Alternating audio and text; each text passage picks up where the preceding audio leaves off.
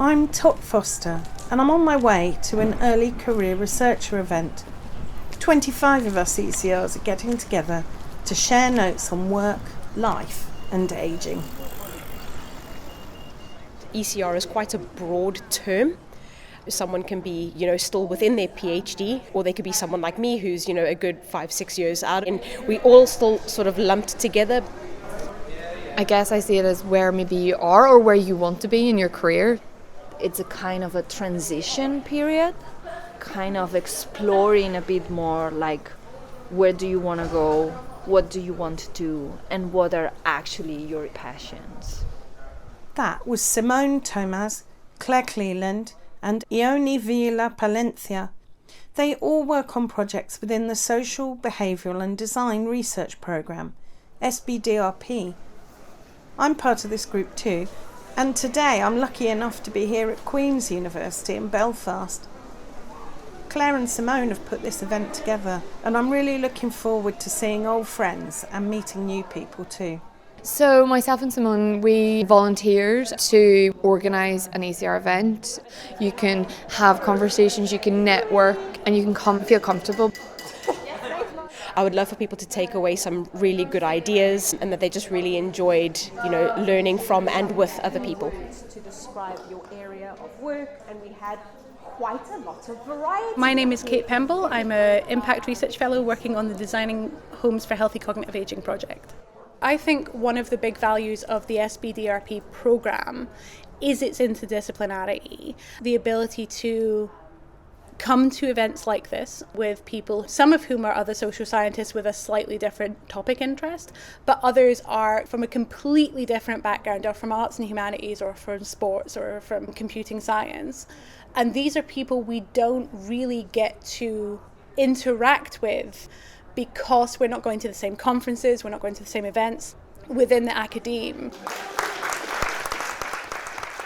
As a peer group, one thing we all share is that ageing research is gathering momentum. Kirsten Hay. I think aging, because of the immense social impact that it's going to have, it is such an exciting area to be able to work in right now. In the next 2 or 3 decades, 1 in 5 people in Scotland are going to be over the age of 60, and making sure that they've got, everything that they need in order to live longer, healthier, happier lives. We're going to need a new generation of researchers. Funders are invested in this next generation, and so in ECR development. And I wondered what they might say about why that's important. My name's Lucy Gresley, and I'm the Research Investment Lead for the Healthy Ageing Challenge. The idea is to sort of catalyse this community of ageing researchers in the UK that can be sustainable beyond the life of this particular funding. As part of that whole way of thinking, the SBDRP programme was designed to support researchers at all stages of their career. Within that, ECRs are really important as the future leaders within this field. So that's encouraging for everyone here in Belfast. And there's been online and in-person events right from the start of the programme. The first time I met other ECRs in person was in Saskatchewan, Canada. I think it was about 10 of us in October 2022. We're lucky enough to have the opportunity to go to the Canadian Association of Gerontology conference. It kind of started that relationship with some of us who are here again today. Okay, I'm Luis Suarez, working at the Healthier Working Lives project. For me, somehow, it was the beginning of the journey. At CAG, we built this sense of family there, which is still till today and is going to stay for a long time. There were specifically events for early career researchers, and this was really key because we were really in the thick of it in terms of figuring out our data collection and grappling with methodology issues and all that difficult trudge work that you have to do on every project. And CAG gave us an opportunity to come together. And then the additional benefit was that the entire gerontology conference happened after that. The programme presented in a slot, and not just doing it as an individual or a small team, but doing it as part of a program was a really different experience that was really valuable. Something we shared early on was our experiences of co-design. All the projects involve some element of co-design. To be exposed and to work with the care workers, it really changed me. I'm not definitely the same researcher after the co-design process in the care homes, and I think that from a research point of view, when you empower the others that are working with you and you make them co-researchers, you are already making the change to happen in a very sustainable way. Over these couple of days together, I've been asking people what else they have gained from working on the SBDRP projects. Projects meant for you in terms Here's of Kirsten Hay from the Shore Project, Simone Thomas from Gold, and Ione Vila Palencia and Claire Cleland from Space. In terms of helping me develop, I think there's definitely the interdisciplinarity of it is very useful. As a design researcher, learning to speak other languages in a way of other disciplines, so looking at the same topic through all those different lenses is really helpful and I think really transferable for a career overall. I have just learned so much from working within a team that is multidisciplinary. The Gold team have got people who are OTs, we've got people who are in digital technology, we've got people who work in gerontology, we've got people who work in education, in psychology. There's just so much to be learned from a team perspective. So it has mainly two elements that have been new to me in this project. So one, it has been the complex system approach. So this has opened a door to a completely new world to me, the complex system thinking, etc. And then the other one has been cognitive decline and everything related to aging. So this has been new to me and it has opened the door to gerontology, which is a completely new world. And that, I have to admit, has been amazing because I've been exposed to completely different methodologies and different kind of studies that I was never exposed before because I was always more into epidemiology and environmental epidemiology and so on. So it was a good opportunity for me to develop to that kind of next level and to co-lead a work package. So just give me that experience. Managing large projects with large expectations and looking at all the multiple pieces that go into those and learning to manage those schedules, manage those deadlines, and also relationships with partners, speaking the different languages for different audiences. It definitely does inform decisions about okay, later going on to a PI role or something like that, what's involved in that. Inclusivity and accessibility. Lucy Gresley helped me understand the context and make sense of this huge range of skills. UKRI generally, which is the umbrella organisation for all the research councils, recognises that the landscape of research is changing and that increasingly there's a focus on promoting this sort of cross-sectoral collaboration. And we know that that sort of research is really effective. Social benefits often occur when all of that is going on together, but that's a complex range of skills to be grappling with.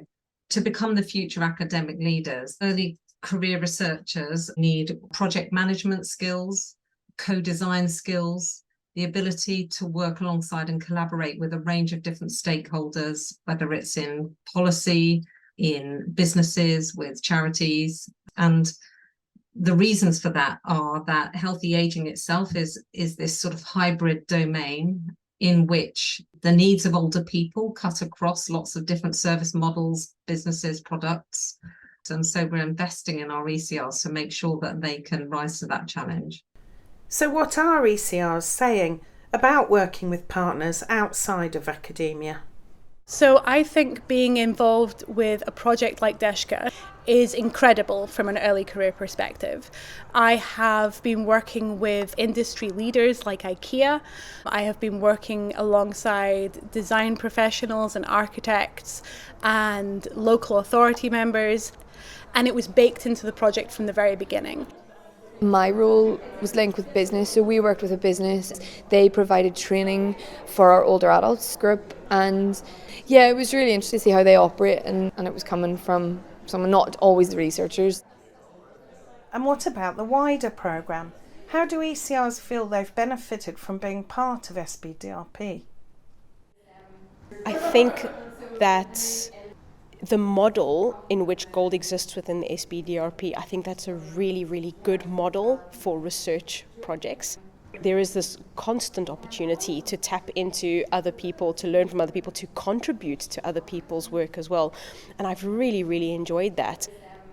And because you know each other well enough to know what their experiences are, if you're struggling with something, or if you just need an extra ear, or you want to be able to bring someone into your university research meeting and say, oh, this person's really good at this, we should get them to chat to us. That's been really nice to have that network at your fingertips. And I really feel like I have benefited from that model of research. And I would certainly look for funding streams that are very much like that. But at the same time, I would very much in my own research team and my own sort of research profile as I build it, like to make sure that maybe any postdocs or PhD students or master's students that I have in the future are also able to tap into something like this. One of the most important benefits is the opportunity to have real conversations about why our work matters, how we do really meaningful impact that has reached beyond the academe. So how do we do good work first and foremost, but then how do we make sure we're communicating that in a way that our industry partners can use and the lay public can use, to then have the support of the program in trying to pull together these impactful relationships, in trying to pull together events, in providing access to communities of practice and so forth, I think is absolutely revolutionary and fundamental. And it's certainly widened my eyes as an early career researcher about what's possible. So it's unanimous. Working on the projects as part of a programme has helped ECRs develop new knowledge and skills. How's this going to be carried forward? I'm now starting a lectureship in exercise physiology, and there is just so much from the GOLD project that I have learned that without a doubt is going to feature within my teaching. Not only the sort of like practical side of the project, you know, so like using technology, you know, and using that within my teaching. I think also just from, you know, encouraging students to embrace getting older people more physically active. I think a lot of undergrad students specifically tend to come to university thinking that they're going to be sports coaches and they're going to be PE teachers, but we know from research that older people benefit so much from being physically active, and within my teaching I would very much like to champion that. My role on DESHCA put me in a position where I was able to interview for a post in a project which will carry forward some of the work that DESHCA has done in a local context. That project is going to give me a continuity that I've never had. I, like a lot of early career researchers, am used to jumping contract to contract to contract, and you don't necessarily get to take it all the way to the end anyway because you need to pay your bills. But DESHCA has put me in a position where I'm able to see the direct impact of the work that I've done here in the work that I do next. But not everyone knows where they're headed. There are many positive hopes to carry on working in ageing research, but careers are by no means certain. It will be 5 years that I'm a postdoc, so I feel that I'm in this moment in which you also kind of feel the pressure of, you have to become independent. It's not only the external pressure, it's also the internal pressure, because I feel that I need it to. I really like to start working more on my ideas and start building my own team and that. But let's see if this happens soon or a bit later, but the aim is there. Yeah. So does it feel a bit precarious being an ECR at the moment? Yeah, it's not ideal. It's a really nice job. We get to do what we love, we're passionate about. But at the same time, it's really tough. We're all on temporary contracts, and there's always that worry, what am I going to do next? Is there any progression? Because it is a transition period, you have to battle with your own fears and insecurities, I think, while you're going through this process. What are the challenges for us to take a grip forward So just there's paper on your desk. You don't have to write So it the down, you can event's talk coming about it to in an your groups, end. but It's made me what can reflect we that maybe bringing take together a back group from of people RPI? with such diverse interests, wants, hopes, knowledge, experience is challenging. But Claire and Simone did a great job of reminding us that our shared values and our shared situation trumps any differences. Bye. Bye. It's been a great couple of days here in Belfast, and I have every expectation that we'll be a self-sustaining group in healthy ageing research that will continue even beyond SBDRP. I'm going to be in touch. I'm going to show my friend about all your stuff. If not in London in November at the conference. See you soon.